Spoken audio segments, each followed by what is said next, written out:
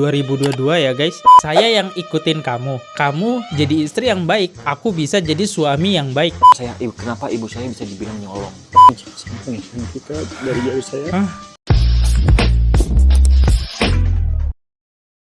Oke, halo guys, kembali lagi di channel FKR Project yang selalu memberi kalian konten-konten yang menarik dan aktual tentang kasus-kasus yang lagi viral maupun sedang trending di sosial media. Ya, kali ini yang lagi pengen gue bahas adalah Ria Ricis. Jadi buat kalian yang masih belum tahu poin-poinnya apa di sini, gue bakal ngejelasin sesingkat mungkin dan semoga kalian paham. Dan kita bakal lihat cocokologinya antara poin-poin Ria Ricis dengan klarifikasi Tengku Ryan. Oke, mari kita bahas. Jadi buat teman-teman yang baru mampir, jangan lupa guys diklik dulu tombol subscribe-nya. Udah klik tombol subscribe, gue coba banyak terima kasih. Jangan lupa juga like, comment, share, dan aktifin tombol loncengnya agar kalian tahu saat video ini diupload. Jika teman-teman ingin komentarnya dibacakan di akhir video, teman-teman bisa langsung aja klik super thanks dan kalian bebas berkomentar apapun buat disampaikan ke penonton setiap di akhir video. Gue sebenarnya kita mulai videonya sekarang juga. Let's go.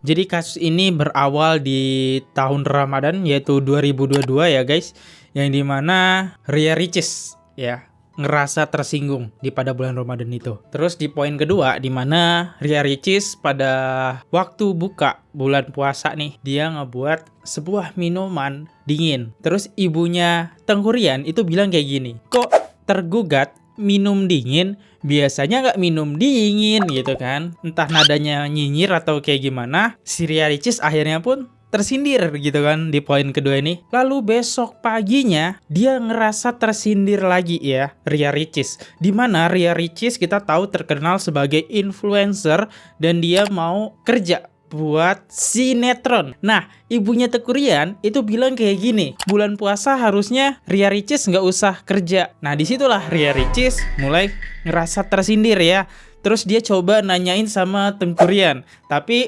respon Tengku Ryan di poin ini ngerasa kayak membela ibunya ya. Jadi Ria Ricis akhirnya pun menangis di poin sini. Oke, terus masuklah ke poin keempat. Sejak kejadian itu si penggugat atau si Ria Ricis itu ngerasa hubungannya antara keluarga dengan Tengku Ryan itu udah mulai gak baik ya, ataupun mulai hancur.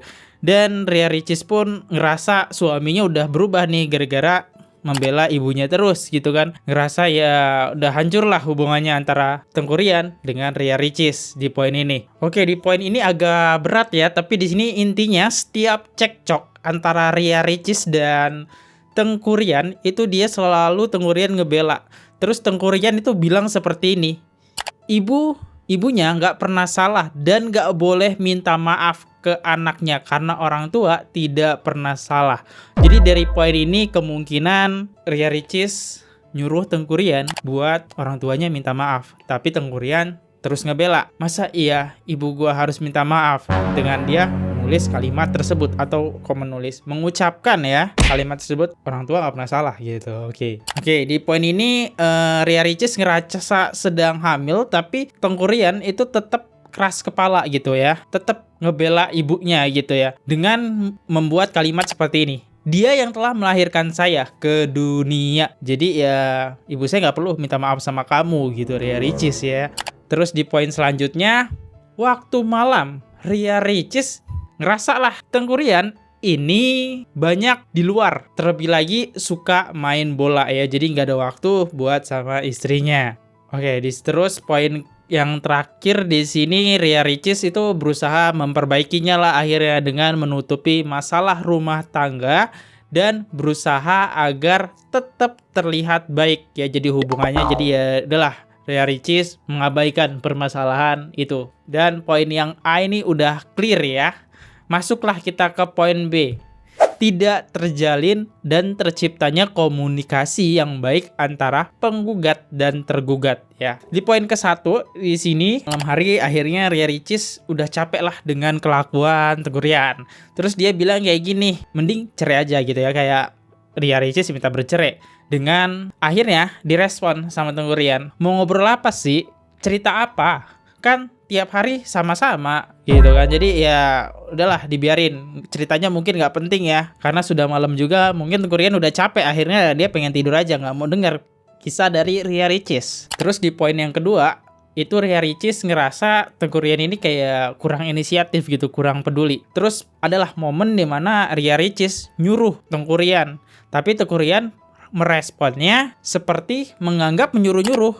Kan kita udah ada asisten, harusnya kamu nyuruh asisten aja kan Tengku Ryan. Ya jadi akhirnya gak dipeduliin karena terkesan Ria Ricis ini nyuruh-nyuruh Tengku Ryan ya. Nah di poin inilah akhirnya makin manas ya di poin kedua ini. Dan lanjut ke poin ketiga yang ini, sepanjang Ria Ricis melahirkan dan menyusui, itu komunikasinya makin tambah jarang ya. Berarti Tengku Ryan ini makin kayak ya udah nggak peduli dengan Ria Ricis di sini di poin ini ya. Ngerasa Ria Ricis nggak dipedulin lagi sama Tengku Ryan. Masa bodoh lah, woy, kata gitu. Yang keempat, Ria Ricis nunjukin bukti minim, yaitu dengan cara mau minta tolong aja, Ria Ricis harus minta tolong ke sepupunya Tengku Ryan dan Diki, yaitu mantan karyawan dari Ria Ricis ya. Dia minta tolong sesuatu ya, nggak mau minta tolong Tengku Ryan, tapi minta tolong sepupu dan karyawannya di sini. Oke, di poin selanjutnya, setiap mereka berantem antara Ria Ricis dan Tengku Ryan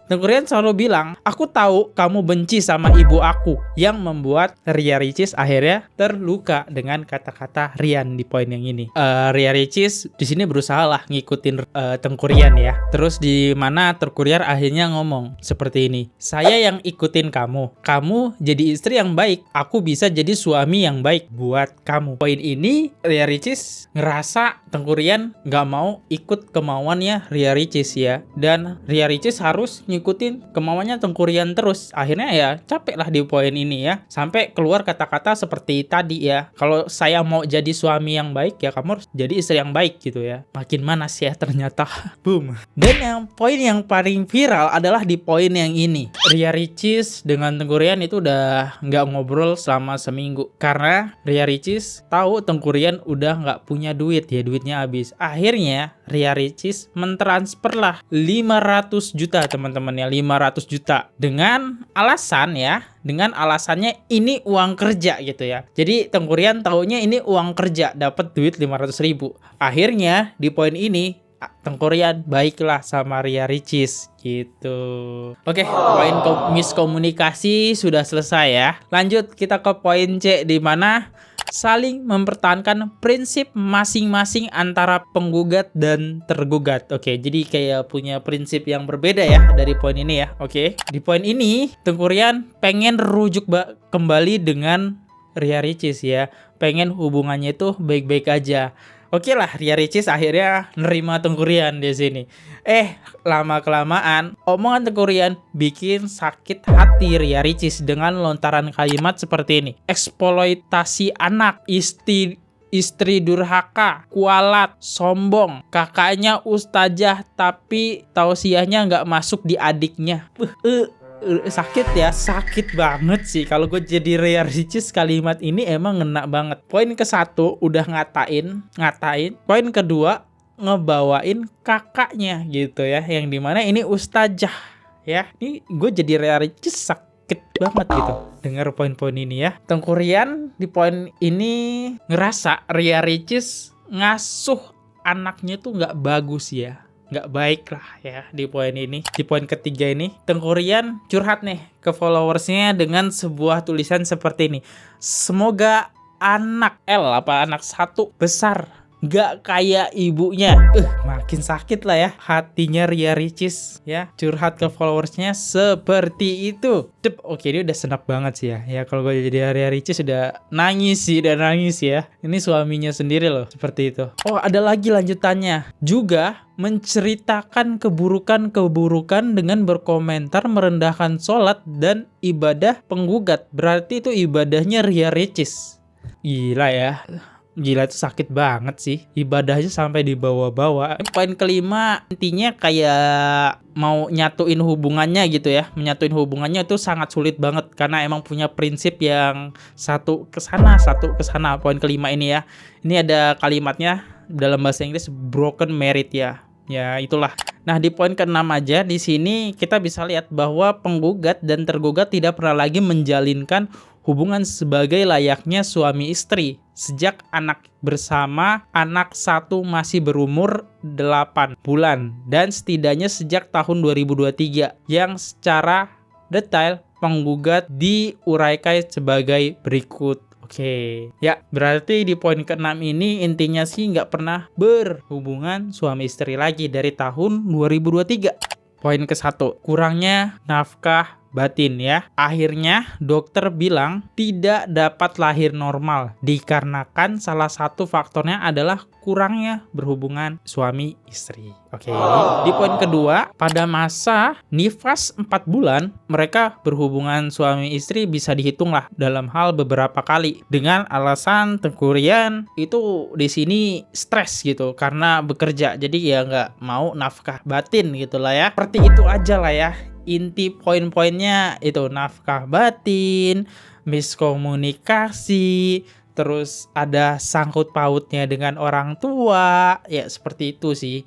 Sebenarnya masih banyak lagi, ada 87 halaman. Kalau misalnya gue jelasin semua, gak kelar-kelar kita ngebahasnya ya. Oke, kita lanjut ke klarifikasinya Tengku Rian aja ya. Menolak segala fitnah yang ditujukan kepada saya dan keluarga saya. Pertama-tama saya berpisah bukan karena adanya pihak ketiga dan bukan karena KDRT. Boleh dicek di surat keputusan pengadilan yang sudah ramai tersebar di media sosial. Walaupun entah bagaimana surat itu bisa ada di tangan-tangan orang yang tidak bertanggung jawab dan menyingkat surat tersebut ke poin-poin yang memberatkan saya, yang merusak reputasi saya. Oke, KDRT jadi kita tidak baca ya. Diam-diam dan tawadu agar saya bisa tetap menjadi suami dari ibunya anak saya. Saya menjaga marwah keluarga kecil saya demi kepentingan bersama. Walaupun pada akhirnya kami tetap berpisah. Itulah kenapa saya nggak pernah tampil secara gamblang membahas kondisi kami di media apapun. Atau membuat konten yang bersifat menyinggung, menyindir mengenai kondisi kami. Karena saya kemarin tuh masih berharap perpisahan ini nggak benar-benar terjadi. Ada poin-poin yang memberatkan atau membunuh karakter saya yang ingin saya luruskan. Sebelum semakin luruskan. Poin pertama yang saya mau jelaskan adalah saya bekerja. Bukan pria yang maaf katanya kasar banget, mau kondo seperti yang disebutkan oleh para buzzer dengan akun-akun bodong yang menyerang semua sosial media saya, keluarga, manajemen, dan orang-orang terdekat saya. Saya pertama kali bertemu dengan ibunya anak saya dalam kondisi bekerja. Kemudian saya berhenti, pindah ke Jakarta dan untuk menikah dengan istri saya dan langsung saya bekerja dalam ikatan pernikahan karena istri saya adalah seorang konten kreator. Semua hasil pekerjaan bareng kami, saya tidak pernah minta benefitnya. Tapi saya serahkan untuk kebutuhan keluarga kecil saya. Berikutnya saya mau bahas perihal es kurma. Itu adalah saat kunjungan pertama kali orang tua saya ke Jakarta setelah kami menikah. Dan mengundang mereka untuk acara pengajian 4 bulanan kehamilan anak pertama kami. Karena orang tua saya hanya berkunjung ketika kami undang. Kondisinya sedang saat sahur. Ini awal mula pertengkaran yang ada di surat dari Ricis tadi. Nah, oleh istri saya dan ibu saya yang seorang sarjana kesehatan masyarakat memberikan pertanyaan dengan lemah lembut. Sejak kapan Rin minum es? Bukannya Rin punya amandel? Tentu itu semua situasional. Istri saya lagi hamil muda, jadi mungkin lebih sensitif. Dan saya sebagai suami yang baru beberapa bulan kurang sensitif menanggapi hal tersebut dan terkesan cuek. Kurang sensitif. Karena tinggi halnya itu yang saya pikir adalah hal biasa. Cenderung masukkan seorang ibu yang biasa aja. Sebenarnya situasi ini sangat disayangkan. Dan sebenarnya juga saya sudah menegur ibu saya. Tapi saya tanpa memberitahukan istri saya. Sehingga dia berpikir saya tidak pernah membelanya. Ibu saya pun menyadari kekeliruan dan langsung meminta maaf kepada saya dan istri saya. Walaupun maksudnya hanya sekedar bertanya dan semua sudah diluruskan dan dimaafkan oleh istri saya. Buktinya ada di salah satu konten di YouTube istri saya. Bentar, ibunya udah minta maaf. Sedangkan kalau di surat pengadilan tadi, ibunya nggak boleh minta maaf karena telah melahirkan saya. Lah, kok beda? Kedua adalah mengenai yang orang tua saya bilang bekerja di bulan puasa. Perlu digarisbawahi. Iya, dari Ricis sinetron ya. Kondisi situasional. Dimana yang mungkin orang tua saya berpikir yang memang kita orang daerah, kerjaan saya tuh lebih fleksibel. Syuting dan konten YouTube tuh bisa kapan aja, mungkin yang dipikirkan orang tua saya adalah itu.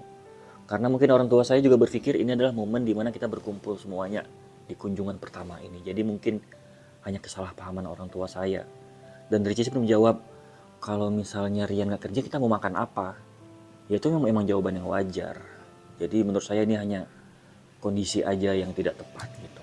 Kalau dari klarifikasi ini, Ria Ricis lah yang salah ya. Sampai ngeluar kalimat seperti itu sakit hati sih kalau gue jadi Rian ya, wajar ya. Oke, di sini masih Ria Ricis nih yang salah nih. Setelah semua permasalahan beres dengan saling memaafkan, pada saat lebarannya saya dan istri saya pulang ke Langsa. Dan kita di sana pulang kampung dan saya memperkenalkan semua kepada istri saya. Dan alhamdulillah di sana semua lancar dan tidak ada masalah lagi. Selanjutnya adalah perihal body shaming yang saya pernah dibilang mengatakan istri saya ini terlalu kurus. Ini adalah bentuk perhatian saya sebagai seorang suami yang melihat kondisi istrinya yang mengalami penurunan berat badan secara drastis. Dalam keadaan bercanda saya sempat menyampaikan agar lebih berisi untuk saya lebih enak peluk. Yaitu sekedar bercandaan suami istri. Oke, di poin ini mungkin tadi saat penjelasan gak dijelasin ya, tapi gue udah baca sih. Jadi poinnya ini kayak nggak mau nafkah batin. Ria Ricis berduga atau berstatement di mana Teuku Ryan ngucapin kalimat itu, Ria Ricis ini kurusan banget. Pengertian Ria Ricis ini menghina fisik dan penyebab alasan Teuku Ryan nggak mau berhubungan dengan Ria Ricis karena Ria Ricis itu kurus. Oke, nah seperti itu. Oke, ini apa lagi balasannya Teuku Ryan? Dan itu sebenarnya nggak bermaksud. Nggak Ini bermaksud. adalah karena perihal saya itu terhadap istri saya peduli terhadap istri saya. Memang peduli. saya melihat kondisi istri saya yang dia bekerja, dia sibuk ngurus ini ngurus itu. Ibunya Mona juga pernah mengomentari saya gitu, kayak maunya rambut saya tuh gayanya seperti ini, saya nggak boleh brewok karena dia tidak suka. Nah saya wajar dong kalau istri saya suka itu, ayo dong berisi dikit, jangan terlalu kurus, kayak nggak bahagia gitu. Wajar dong kalau saya juga mengomentari. Dan ini bukan sebuah ejekan atau body shaming gitu, itu nggak baik sama sekali. Oke, wajar. Tapi kalau dari lihat di lembar kertas tadi sih ngarahnya ke body shaming sih Teuku Ryan ya. Tapi penjelasan Teuku Ryan nggak seperti itu. Oke. Saya tidak menyangka ketika di akhir pernikahan istri saya menganggap itu sebuah hal negatif sehingga dia sampai menginginkan melakukan implan untuk itu saya tidak terpikirkan seperti itu. Berikutnya saya mau membahas mengenai masalah nafkah batin. Soal masalah sensitif ini sebenarnya saya enggan membahas secara gamblang. Tapi yang pasti saya menggalui secara halal istri saya dengan sebaik-baiknya. Walaupun dinilai banyak kurangnya, perlu diketahui dalam melakukan proses ini tentu harus dengan bahagia dan hati yang tenang. Sedangkan saya selalu dalam keadaan tertekan. Dalam pernikahan ini banyak hal-hal kecil yang tidak mau saya ungkap. Tapi ini harus dijelaskan kenapa saya merasa tertekan. Ya kenapa nggak ngasih nafkah batin? Ibu saya pernah dibilang nyolong atau mencuri hampers semenjak acara Tidak Sinten Moana. Oke. Ini semua terjadi karena kesalahpahaman aja. Kita memang hampers itu waktu itu adalah sebuah endorsan yang mungkin harus di storyin. Jadi dimana ketika manajemen udah dapet, alhamdulillah tamu undangan juga udah dapet hampers, bahkan keluarga Ricis mungkin udah dapet. Nah pihak manajemen mungkin bahkan adik sepupunya Ricis sendiri memberikan kepada keluarga saya, kepada asisten saya. Dan dia bilang ini udah bukan punya siapa-siapa lagi, jadi bawa aja. Nah ketika sampai di rumah, Ricis minta untuk mau di storyin, ternyata hampers tuh udah gak ada lagi. Padahal hamper tersebut tuh ada di kamar tamu. Dan saya tidak pernah terpikir kenapa masalah hampers ini menjadi besar. Dan yang perlu digarisbawahi, saya sedih banget. Kenapa ibu saya bisa dibilang nyolong. Padahal sampai detik ini hampersnya gak pernah saya kirim ke Aceh. Sampai kita selesai sewa rumah Kemang dan pindah ke Kebagusan, hampers itu masih ada. Yang kedua mengenai cicilan rumah. Oh, inti permasalahannya ya Teuku Ryan sangat dendam sekali mungkin ya, sangat sakit hati banget sama Ria Ricis yang menuduh orang tuanya seperti itu. Karena sebelumnya emang udah ada konflik ya antara Ria Ricis dengan ibunya Teuku Ryan. Nah, momen inilah Ria Ricis mungkin tanpa sengaja atau kayak gimana karena hampersnya hilang. Ini kan endorsement ya, yang dimana harus dibuatin story endorsement itu. Ria Ricis langsung aja nih nembak ya. Dia nggak berpikir panjang, nembak. Mungkin sama ibunya Rian nih. Ya wajar sih, sakit hati ya sebagai seorang anak ya. Oke, dalam posisi Teuku Ryan gue juga sakit hati kalau kayak gitu ya. Rumah yang saya tidak pernah diajarin nyicil oleh orang tua saya. Saya diajarin menabung ya ketika ada uangnya beli. Saya stres menghadapi dua cicilan, yang satu rumah Gria Harmoni ini yang kita beli bersama, dan yang satu lagi saat ini rumah yang lagi direnovasi oleh ibunya Moana. Itu nilainya sangat besar per bulannya, sedangkan penghasilan saya pas-pasan. Saya tidak bisa mengkomunikasikan perasaan tertekan saya karena saya harus mengikuti kemauan istri. Itulah mengapa saya hilang gairah karena batin saya tertekan dan cenderung tidak dihargai segala sesuatu yang sudah saya berikan. Berikutnya adalah pernyataan mengenai saya dikatakan meninggalkan rumah itu tidaklah benar. Saya tidak pernah meninggalkan rumah, tapi saya tidak diterima atau diusir ketika pindahan dari rumah Kemang ke Kebagusan bulan Desember. Itu hanya miskomunikasi karena kita sudah pernah membicarakan pada saat masa sewa rumah Kemang habis. Kita membicarakan bahwa sebagian barang diletakkan di rumah Gria karena banyak banget barang-barang besar dan kecil yang nggak muat di rumah Kebagusan untuk rumah sementara sebelum rumah yang direnovasi sekarang selesai. Jadi setelah beberapa hari sampai minggu saya tinggal di Kebagusan setelah rumah sewa Kemang habis, saya dapat info dari asisten saya bahwa Mbak bilang barangnya Bapak disuruh angkat semua ke rumah Gria. Nah, di situ saya karena melalui orang lain yang menyampaikan, saya jadi malu banget. Jadi saya langsung aja pindah. Nggak bisa menahan diri karena itu bukan dari mulut istri saya langsung yang ngomong seperti itu. Mungkin kalau itu dari istri saya langsung saya bisa, maaf ada debat sedikit untuk mempertahankan ya saya tidak keluar dari rumah itu gitu. Jadi yang membuat saya langsung angkat kaki adalah ketika orang lain yang menyampaikan bahwa kemauan istri saya jangan tinggal di rumah Kebagusan itu. Dan asisten saya bilang itu. Gue tahu sih, mungkin mental Tengku Rian udah kena sih, karena mungkin ya ini hanya statement dugaan gue, dan banyak banget bahkan netizen yang bilang Tengku Rian ini cuma numpang di Ria Ricis. Makin kena tekanan batin ya. Di satu sisi Tengku Rian penghasilannya nggak sebanyak Ria Ricis ya, tapi punya rumah cicilan harganya fantastis. Bahkan mungkin gue kayaknya ngira ini bakal melebihi gajinya Tengku Rian gitu kan. Makin pusing lah. Ya kita tahu lah Ria Ricis cukup kaya ya.